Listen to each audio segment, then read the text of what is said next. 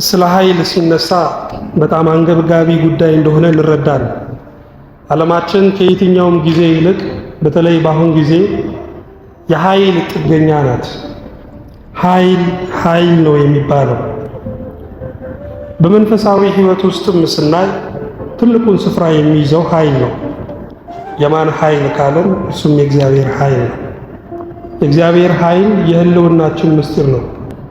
የእግዚአብሔር ኃይል ጉድለታችንን የሚሞላ ሙላት ነው። የእግዚአብሔር ኃይል እኛን የሚያበረታ ነው። በዚህ በትንቢተ ኢሳይያስ ምዕራፍ 40 ቁጥር 29 ላይ ተጽፏል። ለደካማ ምንን ይሰጣል? ለደካማ ኃይልን ይሰጣል፣ ጉልበት ለሌለውም ብርታትን ይጨምራል ይላል። በሌላም ቦታ ደካማው እኔ ምንድነኝ ይበል፣ ብርቱ ነኝ ይበል የሚል ቃል ተጽፏል። ምክንያቱ ምንድነው ስንል እግዚአብሔር ለደካሞች ብርታትን ስለሚሰጥ፣ አቅም ላጡ ሰዎች፣ ለመኖር ጉልበት ላጡ ሰዎች ኃይልና ብርታትን የሚጨምር ጌታ ስለሆነ ነው ወገኖቼ። ስለዚህ ኃይሉ የሚያበረታ፣ ኃይሉ የሚያቆም ነው። ያን ብቻም አይደለም፣ የእግዚአብሔር ኃይል የሚጠብቅ ነው። ስለ እመቤታችን ስለ ድንግል ማርያም ከተነገረው ቃል አንዱ ምንድነው? የሉቃስ ወንጌል ምዕራፍ 1 ቁጥር 35 ላይ መንፈስ ቅዱስ በአንቺ ላይ ይመጣል፣ የልዑልም ኃይል ይጸልልሻል ማለት ምን ማለት ነው? ይከልልሻል፣ ይጋርድሻል፣ ይጠብቅሻል ማለት ነው ወገኖቼ። ድንግል ማርያም የማይቻለውን ችላ የማይታየውን የማይዳሰሰውን ጌታ በማህፀኗ ይዛ የወለደችው መለኮታዊ ኃይል ስላደረባት ነው። መንፈስ ቅዱስ ስለጸለለባት ነው ወገኖች። ኃይሉ ይጠብቃል። የእግዚአብሔርን ኃይል አልፎ የሚነካ ምንም አይነት ጉልበት የለም ወገኖች። ኃይሉ ይጠብቃል። አሁንም ኃይሉ ይጠብቀን በእውነት።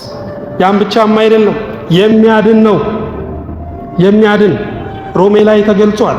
ሮሜ 1:16 ላይ የእግዚአብሔር ኃይል ለማዳን ነውና። ኃይሉ ምንድነው ማለት? የሚያድን ነው ወገኖች። የእግዚአብሔር ኃይል ያድናል። ከበሽታ ያድናል፣ ከጭንቀት ያድናል፣ ከአጋንንት ፈተና ያድናል፣ ከህሊና ወቀሳ ያድናል። ኃይሉ ከሞት ያድናል። ይሄ ኃይል የሚያድን ኃይል። ኃይሉ መድኃኒት ነው። መድኃኒት ሁለት ነገር አለ። ላስጨነቀን ነገር ምንድነው? ሞት ነው። ለኛ ደግሞ እረፍት ነው። የእግዚአብሔር ኃይል መድኃኒታችን ነው። ዛሬም በኃይሉ ያድነን በእውነት። ያን ብቻም አይደለም፣ ኃይሉ ሁሉን የሚያስችል ነው። ቅዱስ ጳውሎስ ተናግሯል። ኃይልን በሚሰጠኝ በክርስቶስ ሁሉን እችላለሁ። የማይቻለውን የምንችለው በክርስቶስ ኃይል ነው፣ በእግዚአብሔር ኃይል ነው ወገኖች። በኃይሌ ስንል እንሸነፋለን፣ በኃይልህ ስንል ግን እናሸንፋለን። መከራን እናሸንፋለን፣ ስደትን እናሸንፋለን፣ ረሃብን እናሸንፋለን፣ ሞትን እናሸንፋለን። የክርስቶስ ኃይል ሁሉን የሚያስችል ነው። ብቻም አይደለም፣ የእግዚአብሔር ኃይል የሚፈርድም ነው። ብዙ ጊዜ ስለ እግዚአብሔር ስለ ፍቅሩ ብቻ ነው መስማት የምንፈልገው። ስለ ቸርነቱ ስለ ምሕረቱ ብቻ መስማት የምንፈልገው። እግዚአብሔር ግን ይፈርዳል ወገኖች። እግዚአብሔር እንደሚፈርድ የምታውቁት ሳጥናኤል ሰይጣን ሆኗል እኮ። አዳም ከገነት ተባረዋል። ፈርዖንና ሰራዊቱ በባሕረ ኤርትራ ሰጥመዋል። ናቡከደነጾር እንደ አህያ እንደ ከብት ሳር ግጧል። ይሄ ምንድነው የሚያሳየው? የእግዚአብሔርን ፍርድ ነው ወገኖች። ስለዚህ በኃጢአት አንጫወት። እግዚአብሔር ጻድቅ ነው። እውነቱን እውነት ይላል፣ ጽድቁን ጽድቅ ይላል፣ ኃጢአቱን ደግሞ ኃጢአት ነው ይላል ወገኖች። ስለዚህ በኃይሉ እግዚአብሔር ይፈርዳል። እንደ መግቢያ ነው ያየነው። ወደ ክፍሉ እንግባ። ከቁጥር 7 ጀምሮ ነው ያነበብኩላችሁ። ሲጀምር ምን ይላል? እንደ ኃይሉ ሥራ እንደተሰጠኝም እንደ እግዚአብሔር ጸጋ ስጦታ መጠን የወንጌል አገልጋይ ሆንኩለት። እንደሆነልኝ ሆንኩለት። ራሱን እንደሰጠልኝ ራሴን ሰጠሁለት። እንደሞተልኝ ሞትኩለት እያለ ነው ቅዱስ ጳውሎስ። ወገኖቼ ፍቅር ከራሱ ያነሰውን አይቀበልም። ፍቅር ራሱን ነው የሚቀበለው። ስለዚህ ሕይወቱን ለሰጠልን ጌታ ከሕይወት ያነሰ መስጠት የለብንም። ደግሞ እንዲህ እንበል እንጂ የሰው ልጅ ፍጻሜው ሂዶ ማንን በማወቅ ነው የሚቆመው? እግዚአብሔርን እኮ በማወቅ ነው የሚቆመው። የዋይታ ቀን ሳይመጣ ነው የሚለው። ደስ አይሉም የምንላቸው ቀኖች ሳይመጡ በጉብዝና ወራት ማንን አስብ? ፈጣሪህን አስብ። አው ዛሬ በሰላሙ ጊዜ፣ ዛሬ በደህናው ጊዜ እግዚአብሔርን ልናስብ ይገባል። ክፉ ቀን አለ፣ አስጨናቂ ቀን አለ፣ የዋይታ ቀን አለ እያለ ነው መጽሐፍ ቅዱስ ወገኖች። አዎ ስለዚህ ቅዱስ ጳውሎስ የወንጌል አገልጋይ ሆንኩለት ብሎ ፍቅርን በፍቅር እንደመለሰ ሲናገር እናየዋለን። እንደ ኃይሉ ስራ ነው ግን የሚለው አያችሁ። የወንጌል አገልግሎት ስራው የሚከናወነው የሚፈጸመው በማን ኃይል ነው ማለት ነው? በእግዚአብሔር ኃይል ነው። በእኛ ብቻ ከወጣን፣ በስጋ ብቻ ከወጣን ትርፉ ትግል ብቻ ነው። ድል የለም። ድል የማን ነው? ድል እግዚአብሔር ነው ወገኖቼ። አዎ በትንቢተ ዘካርያስ ምዕራፍ 4 ቁጥር 6 ላይ በመንፈሴ እንጂ በብርታት አይደለም ይላል የሰራዊት ጌታ እግዚአብሔር። በመንፈሴ እንጂ። ዛሬ ብዙ ሙያ አለን፣ ብዙ ትምህርት፣ ብዙ ዕውቀት አለን የሚሉ ሰዎች በእግዚአብሔር ቤት ገብተው እየበጠበጡ ነው። ግን በኃይል አይደለም፣ በብርታት አይደለም፣ በዕውቀት አይደለም፣ በገንዘብ አይደለም። የእግዚአብሔር ሥራ የሚከናወነው በመንፈሱ ነው፣ በኃይሉ ነው። አታስታውሱም? ሙሴ ወገኖቹን ለመርዳት ጉልበቱን ፈትሾ አቅሙን አይቶ ወጣ። ከዛ ግብፃዊው ዕብራዊውን ሲደበድበው አይቶ ለዕብራዊው አግዞ ግብፃዊውን ገደለው። በሚቀጥለው ደግሞ እንዲሁ ሲወጣ እርስ በርሳቸው ሲጣሉ አያቸው። እንዴ እናንተ ወንድማማቾች አይደላችሁም ወይ? ለምን ትጣላላችሁ ሲላቸው አንተን ደግሞ በእኛ ላይ አለቃ አድርጎ የሾመ ማን ነው? ግብፃዊውን እንደገደልከው እኛንም ልትገለን ፈለግኮ ያሉት። አያችሁ፣ በወንጀል የምንረዳቸው ደም አፍስሰን የምንረዳቸው ሰዎች መጨረሻ ላይ አይጠቅሙንም፣ በራሳችን ላይ ነው የሚነሱት። በዚህ ምክንያት ይሄ ነገር ታውቆብኛል ብሎ ወደ ምድያም ሀገር ተሰደደ ይላል።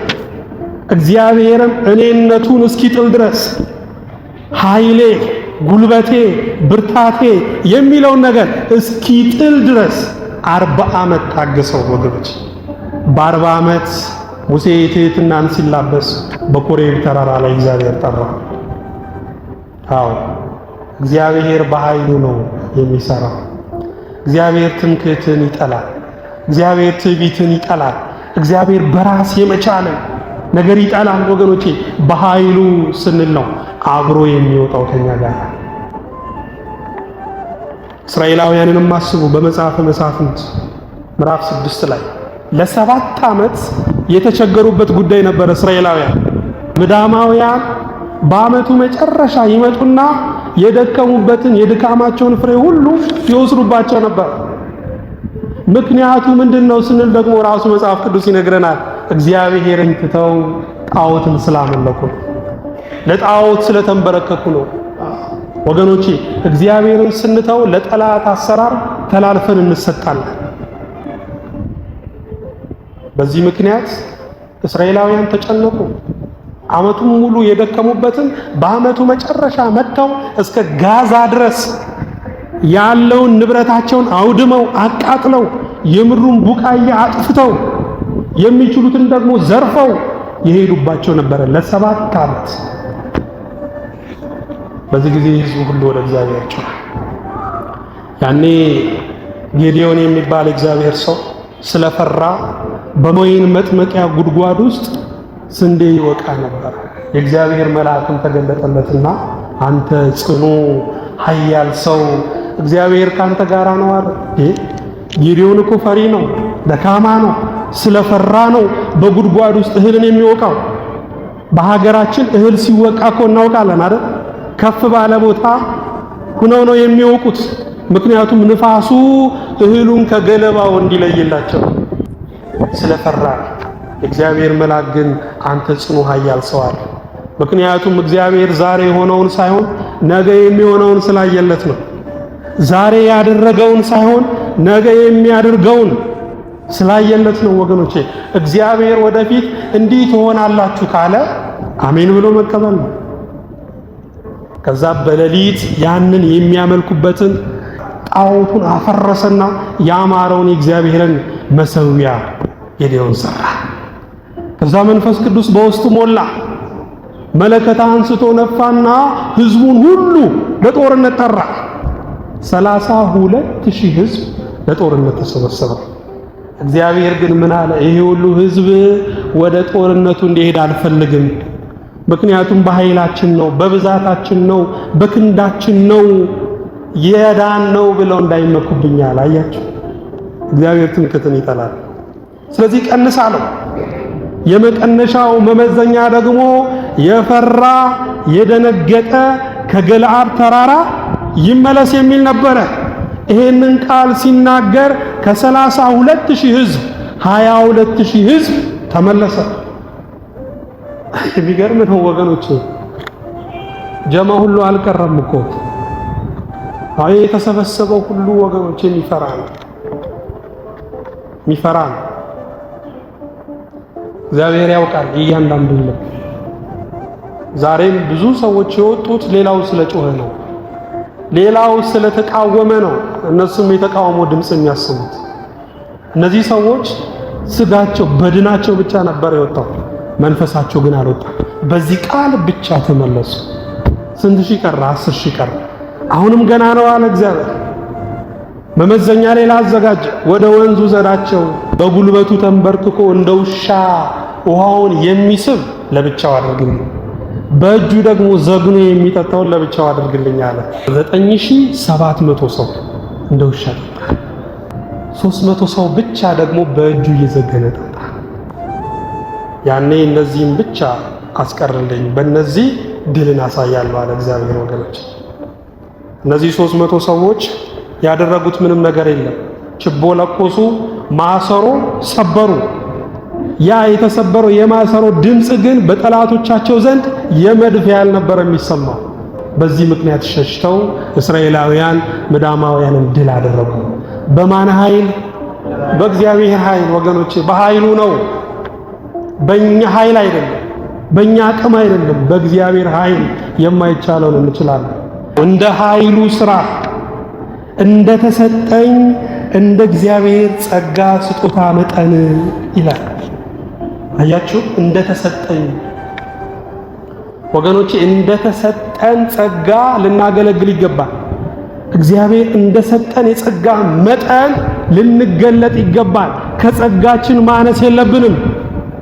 በመንፈሳዊው ዓለም ትልቁ በሽታ ምንድነው ካልን በትንሹ መርካት ነው። በትንሹ ትንሽ ነገር አድርጎ ትንሽ ነገር ሰርቶ መርካት፣ ይሄ በሽታ ነው ወገኖች። አንድ ሰው ከዳነልኝ በቂ ነው እንላለን አይደል? ምን አለ 500,000 ሰው ቢድንስ?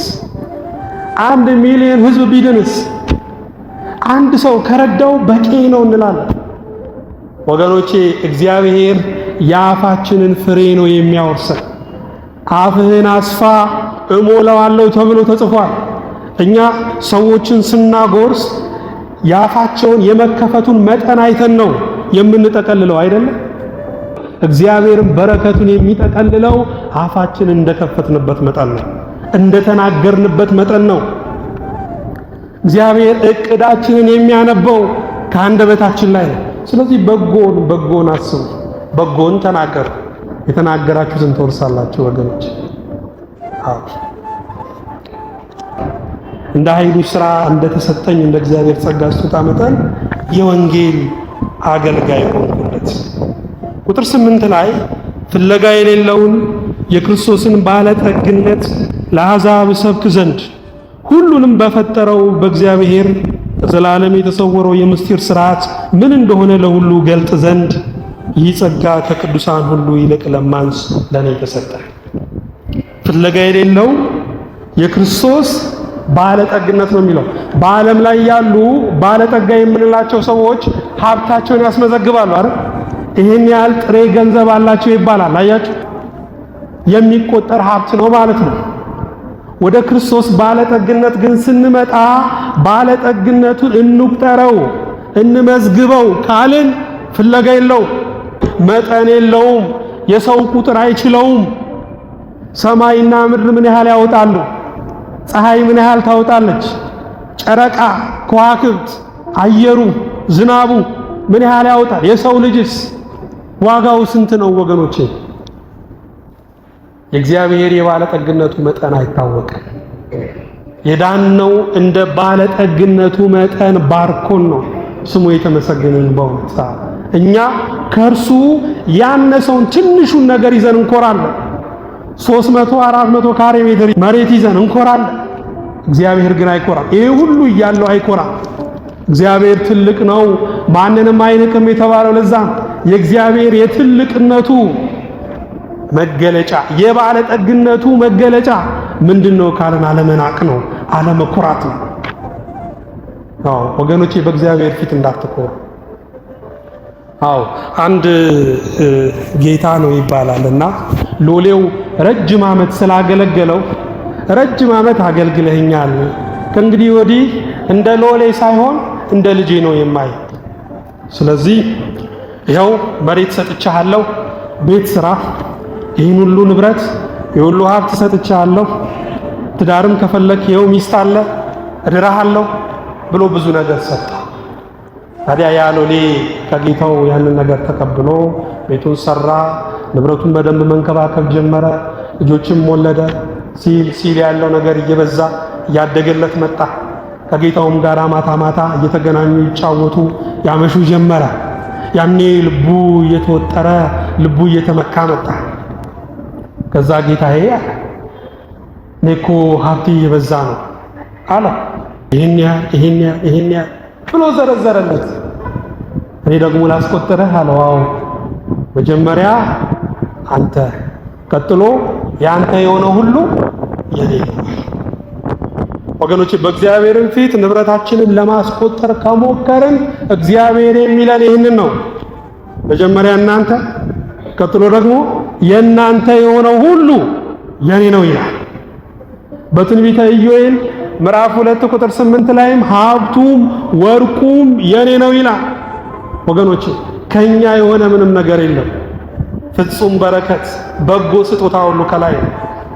እግዚአብሔር ካልሰጠ ማንም አይሰጣችሁም። ፍለጋ የሌለው የክርስቶስ ባለጠግነት ለአሕዛብ እሰብክ ዘንድ ሁሉንም በፈጠረ በእግዚአብሔር ሁሉንም በፈጠረ።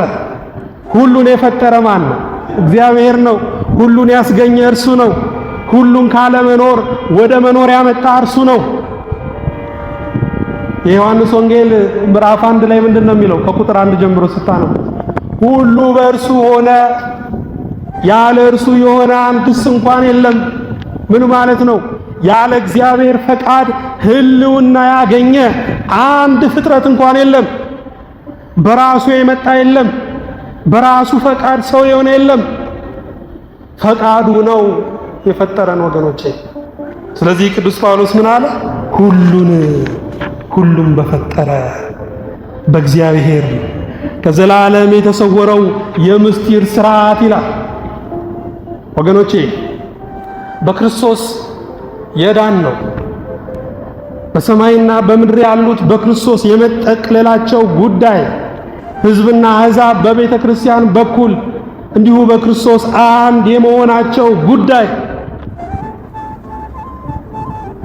ሐሳቡ አሁን አይደለም፣ ከዘላለም ዘመናት በፊት የነበረ ነው። እግዚአብሔር ዓለም ሳይፈጠር እንዲህ ተሰብስቦ እንዲያያችሁ ፈቅዷል።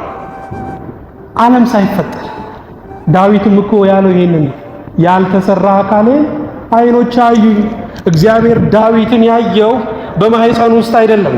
ደሙ ከረጋ በኋላ፣ ጅማት ከዞረበት በኋላ፣ አጥንት ከተሰካበት በኋላ አይደለም። ገና አካሉ ሳይሰራ ደሙ ሳይረጋ እግዚአብሔር አይቶታል። እኛንም እግዚአብሔር ያየን ወገኖች አሁን አይደለም፣ ዓለም ሳይፈጠር ነው። ከዘላለም ዘመናት በፊት ነው እግዚአብሔር እንዲህ ተሰብስበን ያየን። ስሙ የተመሰገነ ይሁን በእውነት። ለዛ ነው ከዘላለም የተሰወረው የምስጢር ሥርዓት ይላል። አሁን ቢገለጥም ሐሳቡ ግን ዘላለማዊ ነበረ። ዝቅ ብሎ ምን እንደሆነ ለሁሉ እገልጥ ዘንድ። አያችሁ፣ እግዚአብሔር የሚገልጥልን ለሌላው እንድንገልጥ ነው። እግዚአብሔር የሚያሳውቀን ለሌላው እንድናሳውቅ ነው። የሚያስተምረን ለሌላው እንድናስተምር ነው ወገኖች። በአንዳንድ በትልልቅ ቤቶች አለመናገር፣ አለመግለጥ እንደ ጨዋነት ይቆጠራል አይደል? እንደ በጎነት፣ እንደ መልካምነት ይቆጠራል። እኛም ብንሆን እንደው ዝም የሚሉ ሰዎች፣ ምንም የማይናገሩ ሰዎችን እንደ ምሁር ነው የምንቆጥረው አይደል ወገኖች? ሰው የሚናገረውንም እኮ ካጣ ዝም ይላል። ምናልባት በእኛ ቤት አለመናገር ዝምታ ጨዋነት ሊሆን ይችላል። ወደ ወንጌሉ ግን ስንመጣ መናገር ነው ጨዋነት፣ ማወጅ ነው፣ መመስከር ነው፣ መስበክ ነው በጎነት ወገኖች። እንዴ ድልድዩ ወደ ተሰበረ አቅጣጫ የሚሄድን መኪና እንደው ቁም ብሎ መናገር፣ በዚህ ሁኔታ ከቀጠልክ ሞት ነው የሚገጥም ብሎ መናገር፣ ይሄ ብልግና አይደለም። ያለ አግባብ መናገርም አይደለም ወገኖች። ስለዚህ ልንናገር ይገባል፣ ልንገልጥ ይገባል፣ በዙሪያችን ላሉ ሰዎች ልንመሰክር ይገባል እግዚአብሔር እንዴት እንዳዳነ። በማርቆስ ወንጌል ምዕራፍ 5 ከቁጥር 1 ጀምሮ የተጻፈው እኮ ታሪክ ይህንን ነው የሚነግረን። ጌታችን ኢየሱስ ክርስቶስ በመቃብር ስፍራ የሚኖረውን ሰው ከፈወሰው በኋላ ምንድነው ያለው? ወደ ቤተሰቦች ሂደ ጌታ እንዴት እንደረዳ ለቤተሰቡ መስከር ነው ያለው። መመስከር ያስፈልጋል፣ መናገር ያስፈልጋል። እንኳን ለእግዚአብሔር ለኤክስቴንሽኑ መርሃ ግብር እኮ ገበሬዎች ይመሰክራሉ አይደል? ከአምናው ይልቅ የዘንድሮ ምርት ጥሩ ነው፣ የተሻለ ነው ብሎ ይመሰክራሉ። ታዲያ ለእግዚአብሔር መመስከር አይገባም ወገኖች? እግዚአብሔር ስንት ጊዜ ይረዳል፣ ስንት ጊዜ አገዘን፣ ስንት ጊዜ ጸሎታችንን ሰማ፣ ስንት ጊዜ ከአደጋ ሰወረን ወገኖች፣ ብዙ ጊዜ። ስለዚህ ልንመሰክር ይገባል። ዝቅ ብሎ ምን ይላል? ከዘላለም የተሰወረው የምስጢር ሥርዓት ምን እንደሆነ ለሁሉ ገልጥ ዘንድ ይህ ጸጋ ከቅዱሳን ሁሉ ይልቅ ለማንስ ለኔ ተሰጠኝ። ከምዕመናን ሁሉ ለማንስ ለኔ ተሰጠኝ እያለ ነው። የእግዚአብሔር ሰዎች መገለጫቸው ምንድነው ካልን ትህትና ነው። ትህትና ወገኖች፣ መጽሐፍ ቅዱስንም ቢሆን ከመጀመሪያው እስከ መጨረሻው ብናነበው የትህትና ድምፅ ነው ያለው እንጂ የጎረምሳ ድምፅ አይደለም፣ የወጣትነት ድምፅ አይደለም ያለው። መጥምቀ መለኮት ቅዱስ ዮሐንስንም ብናየው ስለ ጌታችን ምንድነው ያለው? እርሱ ሊልቅ እኔ ላንስ ይገባል። እሱ ከፍ ሊል እኔ ዝቅ ልል ይገባል። ወገኖች የቅዱሳን መገለጫቸው የሆነው እሱ ይግነን እኔ ልጥፋ ነው የሚሉት፣ እሱ ይገለጥ እኔ ልሙት ነው የሚሉት እንጂ በፍጹም የትዕቢት አነጋገር አይናገርም። ወገኖቼ ትህትና ደግሞ የደካማነት መገለጫ እንዳይመስላችሁ። ሙሴን ብናየው ትሁት ነበር። መጽሐፍ ቅዱስ ስለ ሙሴ ምንድነው የሚለው? በምድር ካሉት ሰዎች ሁሉ ይልቅ ሙሴ እጅግ ትሁት ነበረ ይላል። ግን ደካማ አይደለም። ፈርዖንን ያስጨነቀ፣ አሜሌቃውያንን ያስጨነቀ ብርቱ ሰው ነው ሙሴ። ጌታችንም ትሁት ነው። እኔ የዋህ በልቤ ትሁት ነኝ ብሏል። ግን ደካማ አይደለም። ሁሉን የሚችል አምላክ ነው። ትህትና የደካማነት መገለጫ አይደለም፣ እንደውም የኃይል መገለጫ። ስለዚህ ትሑታን ነው። እግዚአብሔር ትዕቢተኞችን ይቃወማል፣ ለትሑታን ደግሞ ጸጋን ይሰጣል ተብሎ ተጽፏል። እግዚአብሔር ለታላቅ ተልእኮ የሚመርጠን በትህትና ነው። ትህትና መንፈሳዊ ውበት ነው፣ መንፈሳዊ ጌጥ ነው፣ ልብሰ ወርቅ ነው ትህትና ወገኖች። ቅዱስ ጳውሎስ ከምዕመናን ሁሉ ለማንስ ለኔ ተሰጠ። ታላቅ ሰው እኮ ነው ጳውሎስ። እስከ ሦስተኛው ሰማይ ድረስ የተነጠቀ የመላእክትን ዜማ የሰማ በነጠላው ዘርፍ አጋንንትን የሚያወጣ በዛ ጊዜ የምድር ጥግ ስፔን ነች። እስከ ስፔን ድረስ ሂዶ ወንጌልን የሰበከ አገልግሎቱንም በሞት የደመደመ ትልቅ ሐዋርያ ነው ጳውሎስ። ራሱን ግን ሲገልጥ ምን አለ? ከምዕመናን ሁሉ ለማንስ ለኔ ይሄ ጸጋ ተሰጣል። ወገኖቼ ከቅዱስ ጳውሎስ የምንማረው ትህትና ነው። ቁጥር 10 ላይ ብዙ ልዩ ልዩ የእግዚአብሔር ጥበብ አሁን በቤተ ክርስቲያን በኩል በሰማያዊ ስፍራ ውስጥ ላሉት አለቆችና ስልጣናት ትታወቅ ዘንድ ይላል። ብዙ ልዩ ልዩ የእግዚአብሔር ጥበብ ማን ነው ወገኖቼ? ጥበብ እግዚአብሔር ነው። ጥበብ ክርስቶስ ነው። ዛሬ ዓለም ታላላቅ የሆኑ የእግዚአብሔርን ቃላቶች ወስዳ አርክሳብናለች፣ አዋርዳብናለች። ስለ ፍቅር ልናወራ ልንናገር ስንነሳ ዓለም ፍቅርን ዝሙት ትላለች። ዓለም ፍቅርን ፍትወተ ሥጋ ብላ ትገልጠዋለች። ወገኖቼ ፍቅር ግን ፍትወተ ሥጋ አይደለም። እንስሳም እኮ ፍትወተ ሥጋ አለ፣ ግን አፍቃሪ አይደለም ወገኖቼ። የሚዳሰሰው ፍቅር ክርስቶስ ነው። የደማው ፍቅር መድኃኔዓለም ኢየሱስ ክርስቶስ ስሙ የተመሰገነ ይሁን። ስለ ጥበብም ስናስብ መጀመሪያ እንደው ትዝ የሚሉን ዘፋኞች ናቸው። ጥበብ ግን ክርስቶስ ነው። ጥበብ ዘፋኝነትም አይደለም። ጥበብ ደራሲነትም አይደለም። ጥበብ ተውኔትም አይደለም። በሚያስተውሉት ዘንድ በጥበብ እንናገራለን። እርሱም ይህ ጥበብ ኢየሱስ ክርስቶስ ነው ብሏል ጳውሎስ። በሚያስተውሉ ዘንድ ተምሬያለሁ አውቄያለሁ በሚሉት ዘንድ እኛ ብዙ ጊዜ ስለ ግሪክ ፈላስፋዎች ነው መናገር የምንፈልገው። ስለ ሶቅራጥስ፣ ስለ ሼክስፒር ነው መናገር የምንፈልገው። በሁሉ ዘንድ ግን መገለጥ ያለበት የጠቢባን ጠቢብ ኢየሱስ ክርስቶስ፣ የአዋቂዎች አዋቂ፣ የሊቆች ሊቅ ክርስቶስ ነው ወገኖች። እሱ ነው መገለጥ ያለበት። እርሱ ነው ጥበብ። ብዙ ልዩ ልዩ የእግዚአብሔር ጥበብ አሁን በቤተ ክርስቲያን በኩል በሰማያዊ ስፍራ ውስጥ ላሉት አለቆችና ስልጣናት ትታወቅ ዘንድ። አያችሁ፣ አሁን የቤተ ክርስቲያንን ድርሻ ነው እየተናገረ ያለ፣ ኃላፊነት ነው እየተናገረ ያለ። ቤተ ክርስቲያን ይሄንን ጥበብ የምትገልጠው ለምድራውያን ብቻ አይደለም፣ በሰማይ ለሚኖሩ ስልጣናት፣ በሰማይ ለሚኖሩ አለቆችም ይህንን ምስጢር ቤተ ክርስቲያን ታብራራለች። ወገኖቼ መላእክት እንኳን ከቤተ ክርስቲያን የሚማሩት ነገር አለ። ምክንያቱም ለመላእክት ያልተገለጠ ለቤተ ክርስቲያን ግን የተገለጠ ነገር አለ። ቅዱስ ጴጥሮስ ተናግሯል። በዚህ በአንደኛ ጴጥሮስ ምዕራፍ 1 ቁጥር 12 ላይ ለእነርሱም ይላል ከሰማይ በተላከ በመንፈስ ቅዱስ ወንጌል የሰበኩላችሁ ሰዎች አሁንም ባወሩላችሁ ነገር እናንተን እንጂ ራሳቸውን እንዳላገለገሉ ተገለጠላቸው። ይህንም ነገር መላእክቱ ሊመለከቱ ይመኛሉ። መላእክቱ ሊመለከቱት የሚመኙት ምንድን ነው ወገኖቼ? የክርስቶስን ሰው መሆን ነው። የእግዚአብሔርን ሰው መሆን ነው። ያ የማይታየው የማይዳሰሰው ጊዜ የማይቆጠርለት ጌታ በአጭር ቁመት በጠባብ ደረት ተወሰነ። ከእመቤታችን ከድንግል ማርያም ተወልዶ ማየትን መመልከትን ይመኙ ነበረ ወገኖች። ምክንያቱም መላእክቱ አስቀድሞ እግዚአብሔርን በማየት አይደለም የሚያመልኩት፣ በማመን ነው። ድምፁም ብቻ በመስማት መንፈሱ በሚሄድበት ብቻ ነው የሚሄዱት እንጂ አያዩትም። ምክንያቱም እግዚአብሔርን አይቶ የሚተርፍ የለም። እግዚአብሔርን አይቶ የሚድን የለም። እሱ እሳት ነው።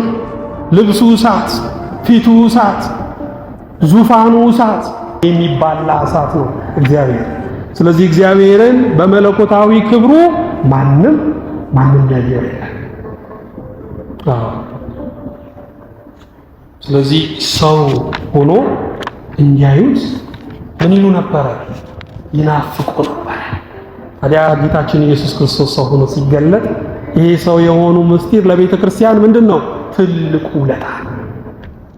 ስለዚህ የበለጠ ሰው ስለመሆኑ ያ የማይታየው አምላክ ስለመታየቱ የበለጠ መረዳት ይፈልጋሉ። የዚህ ደግሞ ድርሻው የማን ነው? የቤተ ክርስቲያን ነው ወገኖች። እሱ ሰው የሆነው ስለ ቤተ ክርስቲያን፣ ስለ ምዕመናን ነው፣ ስለ ሰዎች ነው ሰው የሆነው። ስለዚህ ቅዱስ ጳውሎስ ምን አለ? ብዙ ልዩ ልዩ የእግዚአብሔር ጥበብ አሁን በቤተ ክርስቲያን በኩል በሰማያዊ ስፍራ ውስጥ ላሉት አለቆችና ስልጣናት ትታወቅ ዘንድ ይህም በክርስቶስ ኢየሱስ በጌታችን የፈጸመው የዘላለም ሐሳብ ነበረ። አያችሁ፣ አሁን ቢገለጥም ሐሳቡ ግን ምን ነበረ? የዘላለም ነበረ። ወገኖች እግዚአብሔር ድንገት የሚያደርገው ነገር የለም። በአጋጣሚ የሚሰራው ነገር የለም። ሁሉም ታቅዶ፣ ሁሉም ታስቦ የሚከናወነው ስለመወለዱ፣ ስለመጠመቁ፣ ስለማስተማሩ፣ ሕመምተኞችን ስለመፈወሱ፣ ስለመሰቀሉ፣ ስለመሞቱ፣ በሦስተኛው ቀን ስለመነሳቱ፣ ስለማረጉ፣ ዳግመኛም ስለመምጣቱ አስቀድሞ በነቢያት ትንቢት ተናግሯል። በብዙ ምሳሌም ገልጧል። የክርስቶስ ነገር ወገኖቼ ልክ እንደ ወፍ ዘራሽ እንደ ወንዝ ደራሽ አይደለም። ከዘላለም ዘመናት በፊት የታሰበ ነው። እግዚአብሔር ይመስገን። ቁጥር 12 ላይ በእርሱም ዘንድ ባለ እምነታችን በኩል በመታመን ድፍረትና መግባት በእርሱ አለን ይላል። በእርሱ ዘንድ ባለ እምነታችን። አያችሁ፣ ማመናችን ብቻ ያድነን። ሰው በልቡ ስላመነ ብቻ እኮ አይድንም። ያመነበት ነገር ትክክለኛነት ነው የሚያድነው። ያመነው በሚያድነው ጌታ ከሆነ ይድናል። ምክንያቱም አንዳንድ ሰዎች ከልባቸውም እንደው ድንጋይንም የሚያምኑ እኮ አሉ። ቃልቻ ከልቡ የሚያምን አለ። ስላመነ ብቻ ይድናል እንዴ ወገኖች? አይድንም። የሚያድነን ሊያድን የሚችለው ጌታ ነው። እኛ ሊያድን በሚችለው በክርስቶስ አምነናልና እግዚአብሔር ስሙ የተመሰገነ ይሁን። በእርሱ ዘንድ ባለ እምነታችን በኩል በመታመን ድፍረትና መግባት አለን ይላል። እኛ ብዙ ጊዜ ወደ ሰው ቤት ስንሄድ በር ስናንኳኳ እያመነታን ነው አይደለ? ፈራተባ እያልን ነው የምናንኳኳው። እያመነታን ነው የምናንኳኳው። ረብሻቸው ይሆን ብለን ነው የምናንኳኳው። ወደ እግዚአብሔር መንግሥት ወደ ሰማያዊው ቤት ግን ስንገባ በመታመን በድፍረት ነው የምንገባው። ምክንያቱም እግዚአብሔር ከኛ ይልቅ የሚያስብልን፣ ከኛ ይልቅ የሚራራልን፣ የሚያዝንልን ከዘላለም ዘመናት በፊት ሲናፍቀን የነበረ የማይሰለቸን ወዳጃችን እርሱ ስለሆነ ነው። ደጁን ብቻ እንዳይመስላችሁ ልቡን ከፍቶ እጁን ዘርግቶ የሚቀበለን ጌታ የዘላለም ወዳጃችን አይሰለቸንም ወገኖቼ። ስለዚህ በመታመን በድፍረት ወደ እርሱ እንገባለን። ስሙ የተመሰገነ ይሁን። በእውነት አንዳንድ ሰዎች ለምንድን ነው የማታገቡት ስንላቸው እንዴ በዚህ እድሜ አግብቼ 70 እና 60 ዓመት ታስሬ ልኖር ነው ወይ ይላል። ስለዚህ ትዳርን ስለሚፈሩ እድሜያቸውን ገፋ አድርገው ያገባሉ። ምናልባት በትንሽ ይሄ ዓመቱ ከቀነሰልን ብለው ነው። እግዚአብሔር ግን ወገኖች ያለ ቁጥር ከኛ ጋር ለዘላለም ሊኖር ፈቀደ። ስሙ የተመሰገነ ይሁን። በእውነት አይሰለቸን። ይህንን ማንነታችንን ችለው ሁለመናችን እሾ የሆነውን ሁለመናችን የሚዋጋውን የሚናደፈውን የሚኮሰኩሰውን እኛ ችሎ ለሰው ይሉንታ ያለንን ለእግዚአብሔር ግን ይሉንታ የሌለንን እኛን ችሎ ለዘላለም ከኛ ጋር ለመኖር ኪዳን አለው እግዚአብሔር። ቃል አለው እግዚአብሔር። ፍቅር አለው እግዚአብሔር። ወገኖቼ ስሙ የተመሰገነ ይሁን። በእውነት በእርሱም ዘንድ ባለ እምነታችን በኩል በመታመን ድፍረትና መግባት በእርሱ አለን። ስለዚህ ይላል ስለ እናንተ ስላለ መከራዬ እንዳትታክቱ ለምናችኋለሁ፣ ክብራችሁ ነውና። እኔ የታሰርኩት ስለ እናንተ ነው። መከራ የምቀበለው ስለ እናንተ ነው። የሞት ፍርድ የተፈረደብኝ ስለ እናንተ ነው። ስለዚህ በመከራዬ በእስራቴ በደረሰብኝ ፈተና እንዳታፍሩ ክብራችሁ ነውና እያላቸው ነው ቅዱስ ጳውሎስ። ወገኖች ብዙ ጊዜ እውነተኛ አገልጋይ ወገኖች መከራ የሚቀበለው ስለሚያገለግለው ሰው ነው። ስለሚያገለግለው ህዝብ ነው። ዝም ቢል እኮ ማንም አይነካውም። እጁን አጣጥፎ ቢቀመጥ በሩን ዘግቶ ቢቀመጥ ማን ይደርስበታል? ተከብሮ ነው የሚኖረው። ላስተምር ካለ ነው ችግሩ። ሰው ልሰብስብ ካለ ላንቃ ካለ ብዙ ችግር አለ። ታዲያ በአገልጋዩ መከራኛ ልናፈር አይገባም። ካፈርን ውርደታችን፣ ካላፈርን ደግሞ